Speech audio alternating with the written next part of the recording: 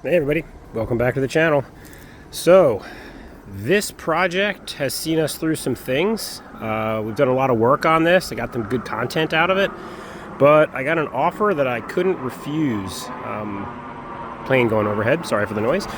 I'm going to be taking this up near Binghamton, New York, to trade it for a 73 Squareback Type 3. Those that are familiar with Volkswagens know what that is. Those that aren't, keep watching, you'll see it.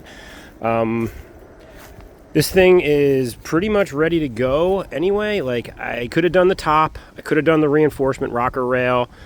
The truth is that I was going to plan on doing those over the winter, and this opportunity popped up, and I love Type 3s.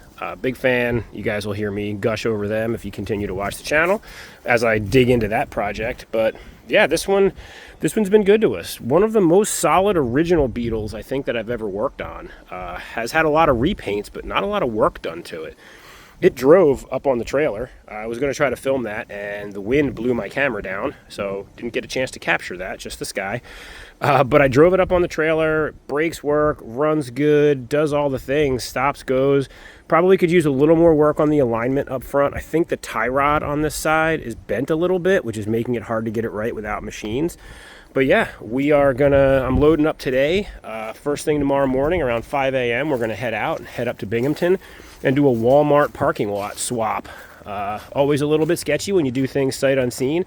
I have not seen the Squareback in person. We've exchanged videos and stuff, but should always be interesting, you know, when you get to that point where you're driving 3.5 hours to try something that's a bit of a gamble. But yeah, so next stop is wake up tomorrow morning, get in the truck, and hit the road. All right, we're here at the Walmart waiting for the guy to show up. Trailer's empty. Guy said he'd be here in about 20 minutes. Drove this thing off the trailer, whipped it around the parking lot. All seems well. If it's gonna fail, it'll probably fail just as this guy shows up. But we'll see when the guy gets here and we start loading. All right, here they are, all together.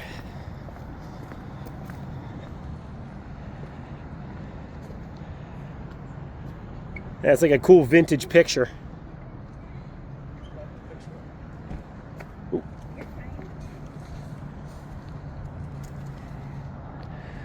Getting ready to do the swap.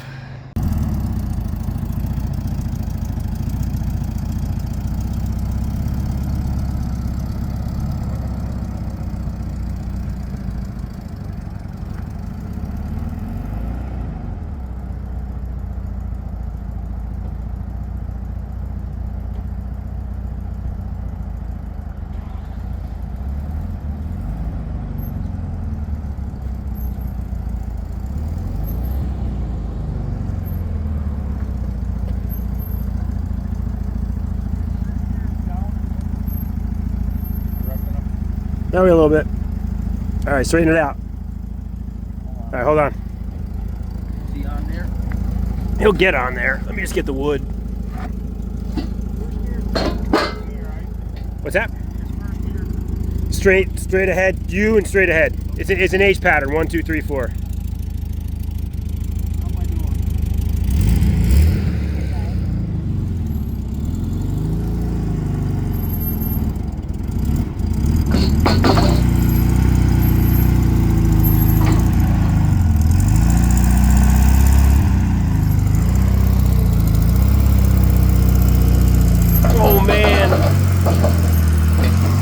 Yeah, there was maybe a 1/16 of an inch.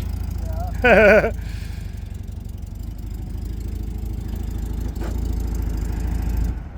Nice. We are all loaded up. This thing we just pushed on, went right on. Got to transfer the motor over, and then we will be going. Alrighty, we got back to my property here in upstate New York, where I'm going to be doing some other work. But first impressions, this thing's awesome, guys. Like, it is super straight. You know, you can actually see the sun coming through the only rot hole on this entire car right here. But it's got the wrong seats, Jetta seats. But we'll get into this thing tear the whole thing out and show you guys everything when we break it all down. Pretty excited though. All right, we're home. Had a pretty massive problem here. This thing had a powertrain fail on it on the way home towing this. Limp home, shuddering, transmission. Don't be careful buying a Ford, folks. That's literally the transmission in this thing has 15,000 miles on it since it was rebuilt at 35,000 miles, and now 15,000 miles later it's junk again. So, blah. Anyway, Squareback looks pretty good. I'm going to try to get it off the trailer and probably into or near the garage. But yeah, it's the tow, aside from the transmission failing in my truck, the tow is great. There are so many parts inside here we have to dig into. I mean, the guy's got most of the motor stuff, I think, is in there. There's parts in the back seat here, and then I've got the engine up in the bed of the truck. So let's get this thing down off the trailer, and we'll go from there. All right, let's watch me struggle here. Should be a good time.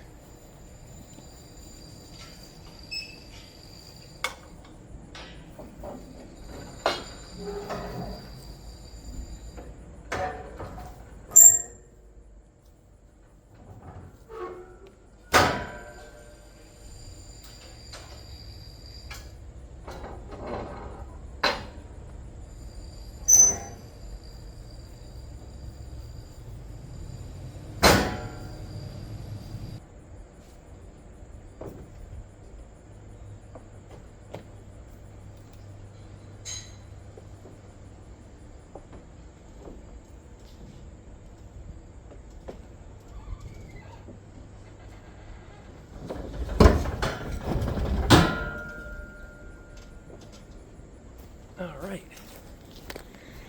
And there she sits in the yard. So I'm going to get some help to push this thing out of the way. Kind of get it over in front of the garage here. Get the trailer put away, get my broken truck out of the yard, and then we'll start to do some inventorying here. Okay. I think this is probably my favorite part of most projects. It's probably a shame that it's in the beginning. But we got boxes of stuff in here. Just pretty awesome. I don't know what's in them. No idea. But I get to go through the boxes. I get to check out what I've got, what I don't got, all the fun stuff. So like step one, we're going to get this thing up on the scissor lift so that we can get under it and really want to just dig in and see what do we have to do on this car. I'm not exactly sure yet what that's going to be. You know, this is the just got it version of this project, right? So let's get it up in the air and we will see where we go from there.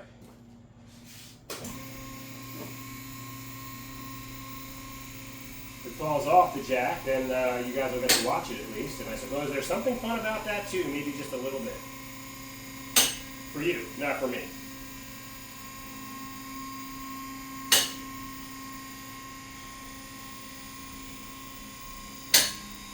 We're going to go one more click because I want to check out underneath. All right, drop it back down. Sitting on its skins. Okay, so we are up in the air. You know, first impressions, I was telling my brother-in-law when we went and picked this thing up, this is probably the most solid starting point I've had. I'm a victim of living in the Northeast, so old Volkswagens like this just don't come to me this way. They didn't come to me when I was 20 and I started working on Volkswagen. They don't come to me now at my age, which is much older than that. So it hasn't gotten better over the years for the old air-cooled Volkswagen in terms of rot. So finding one that isn't completely gone is just shocking to me. And this came from upstate New York, which is even more shocking to me. But the answer I got from our previous owner was that this is a Arizona/California car. So that explains the good shape, right? Now, it isn't perfect. So if we're going to just take a quick tour around real fast, stuff like missing lights, things like that, I mean, it's fine. It's whatever. What I'm really looking for here is where's the rot? Is there rot? Is there major damage? Now, anybody who's done Type 3 Volkswagens before knows this is the part that I honestly think, like, I've walked away from squarebacks and notchbacks and such because this is damaged. Yes, I know you can cut it out, you can do the things, but this piece It's almost always damaged, and when it is, I've just never had good luck getting parts for these. In general, Type 3 is the Type 3. So for those that don't know, Volkswagens are sort of broken up into types. So Volkswagen nerds will always tell you Type 1, Type 2, Type 3. Real quick, this is what it means. Type 1, Beetles. You see a Beetle, you see a Carmen Ghia, Type 1. 1600cc going all the way back to the early days, Type 1. Type 2, buses. So all the buses are Type 2s. Type 3, Squareback, which is what this guy is, hence the Squareback. Notchback, same car with a sedan. And Fastback, which is super cool. Got the slopey roof in the back. Very simple. But everything else is the same on the Type 3s. Generally, a family of cars all shares parts outside of body and maybe some interior. Type 4 is our friend, the Porsche, the 914. You know, for a long time when I was a kid, those things were stupid and gross. Nowadays, people love them and they're expensive. But that's the Type 4. And I think there's other Type 4s as well. I'm trying to remember what the numbers are. There's like, it starts with a 4, like 416 or something like that. There's another flavor out there of the Type 4, because I know when these buses got the Type 4 engine, you can actually harvest from some of those other cars, those engines. But that's outside. I mean, I'm into Volkswagens, but never had one of those other ones. Anyway, Type 3. Probably the least represented in the aftermarket. As a result, being the least represented in the aftermarket, some of the stuff on this would be very hard to get in repair. I don't know what the status of this panel is. This used to be unobtainable. I don't know now. But things like the bumper, like all of the major parts of the car, like you have to be really careful with the Type 3 and make sure you can get them. However, in this case, I'm feeling pretty good. Our fenders are in great shape. I see no major malfunctions with the fenders. I mean, from a rot perspective, guys, I just don't, there's no rot and there's no Bondo. Like, I don't know. You know, you always see guys grab like this. What you're doing is you're feeling this seam here to see where the Bondo squished through and made it, you know, gross but hidden. So what you typically do is you look up underneath here. You got to grab it to feel it. But, I mean, you guys can see it. It is clean, clean, clean. Could not be happier with that. So fender is good. This door, from a rot perspective, is our Huckleberry. We got a hole here. We got a hole here. We've got some seam stuff going on here. This door is not dented, but these rot holes should need fixing. You know, you don't want to leave it like that. These, interestingly enough, Ghias can't remove the fenders. They're welded on from the factory and then brazed over, and it's a nightmare when this stuff is bad on those. These guys are removable. You can actually get fenders for these cars, front and rear, which is a great upgrade because, you know, bad things happen sometimes. These are fine. A little bit of surface rust on these. I am going to do the whole Comet Wash job. This has got great patina on this car. I absolutely love it. And I love the color. I'm not changing a thing. But fenders are good. I saw these, and I was like, great, it's going to be rotted out under it. No, sir. Nothing there. No rot, which is fantastic. This bumper's definitely been moved in a bit. No rot back here, really, so to speak of. We'll get into here in a minute. This one here, I see a couple things here. You know, like, it sounds good. No rot, no rust. We do have a dent here that we'll get to in a second. But this one seems pretty good. The only thing I've noticed is that if you look here, this has been pushed in a little bit, it seems, and we've got a bit of Bondo here. Now, I know you guys can't hear it, but I can tap it, and I can tell you that there's no Bondo out here. There is a little bit here, and I can see it, but it's thin, and it's not for rot. That's not rotted. I can feel the dent here. So this thing at some point got an oopsie-doopsie on the corner here, and they fixed it. When I get this tail light off, I'll be able to see more. But yeah, this has definitely been moved a bit. Not enough for me to mess with it on a patina car, but still, you know, it's a thing. So like I said, coming down. Interesting, we've got the chrome strip still on the weather stripping, which is nice. This one here has got the right gasket, but lacks the chrome weather strip. I don't know why. More than likely, someone had the glass out, obviously, but I don't know why they didn't replace it. Same in the back. Same on this guy. So back windows have been out of this. I don't know. Maybe there's more significant damage in here lurking. I'm not sure. Why would you have all this glass out? But then why would you not go to all this effort? This is original paint. There's no layers on it. Why wouldn't you just put the strip back on? Who knows? Over here, we've got this nice, somebody dragged it across something. The people I got it from were like our kids, maybe dragged bikes across it in the barn. This is one of the cars I've actually got that's got genuine barn dust on it. Be kind of neat if I could bottle it up, but you can't. But the door's not rusty. It's just got this big whammy in it, but very good access to get that out from the inside. I might be able to make that look a lot better. And there's a little rot hole right here on this fender, which is also, it's Bondo free, just like the others. So that's sort of the tour of the outside. Now, one of the things I think is real magical about this car is what lurks beneath. Look at those floor pans. You can see the undercoat flaking off, but what's underneath, glossy black, and it's not the real cheap aftermarket pans. I'm not going to go out on a limb and say that this thing hasn't had floor pans put in. I don't know. This is going to be something you're going to hear me talk about a lot. I cannot tell. I want to say it's never had floor pans put in, but then when you look inside and you see the missing seat track, it's like, well, the seat track would be there if it wasn't replaced. So I'm not sure, but for now, for looking, there's no rot, just peely undercoat. This whole frame head assembly here, I had another Squareback a couple years ago. This was gone, guys. Like this stuff here, this whole structural holds the front axle piece, all rotted out from the top down. Very impossible to fix. Ended up selling that car because it was just not safe with that frame head damage. And again, Type 3 parts are an issue. He's disconnected the brakes. They were frozen when he was trying to load the trailer, so we'll have to navigate that, but that's okay. We don't care about brakes. But yeah, guys, look how great this is. Jack points are intact. We've got all the things back here that would indicate we've got a real, very nice version of this car to work on. Ignore that bolt there. I'll get to why that sucks in a minute. And it does suck. Engine is out of it, but engine is there. So we do have it. Tell you the story on that in a minute. Let's continue our walk around. Let's start on the passenger side. Doors opening with it on the jack. Nice, nice, nice. So we got a brand new clutch kit. We have a vintage episode of Hot VWs to peruse. Oh, May 2015. Not as vintage as I thought. Whole lot of other paperwork here. Not sure what all this stuff is. We got a lot of parts though. Here we have what appears to be a header for it. Hopefully it works with the heater boxes. And here we have the muffler with a 3-point collector that goes to that.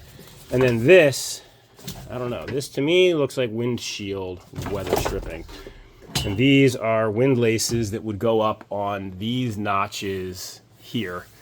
If we had a headliner, which we don't, massive bummer. So, in theory, all this glass has to come out to fix that problem. But anyway, so that's what we got up here. We got a brand new clutch kit. It's Sachs. All the pieces are in here. Pretty excited about that. These are a problem. Unfortunately, somebody has taken late model seats, which are quite comfortable, and they've put them in like shit. Here's the piece of wood that they've been kind enough to bolt the seats to. And that's what goes to those nuts underneath here. Someone drilled these beautiful floor pans and ran nylock nuts through. It's not great, guys. It's not great. Fortunately, it is sitting on the original track back here, but I found a guy that's got seats. I'm really going to see if I can get them from him.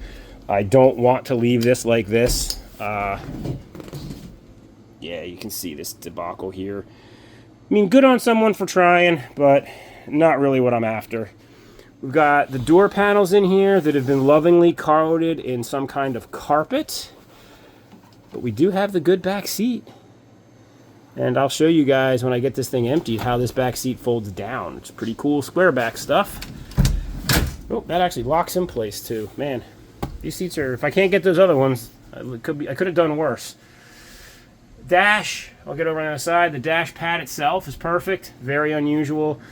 The last guy painted it, the interior.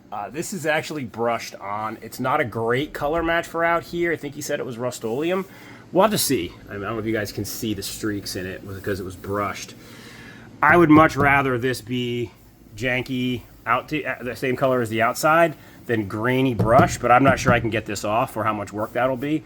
So we're gonna have to make some decisions when we get to that point, but for now, that's this part of it. Closes like a Volkswagen. Back here, I had to reach in here and pop the spring that holds the latch because there's no way to operate this otherwise. It's actually a real massive pain when the lock is popped. Won't be able to reach that again, folks. I'm tall, but I'm not that tall. So back here, clearly the car was an auto stick. This is the oil fill for the auto stick, and it goes nowhere. That's my hand. So obviously we want to do something with this to close that hole up. Here we have the engine hatch, which uncovers no engine. Like I said, we have that though.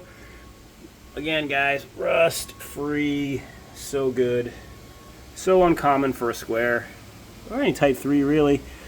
Trans is being held up by a ratchet strap because there's no engine to hold it up. We've got the same paint all in here.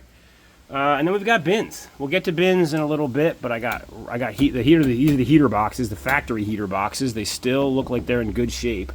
The other one's in there, and then this is some of the tins and stuff. I don't know what's in that box. I see some manuals.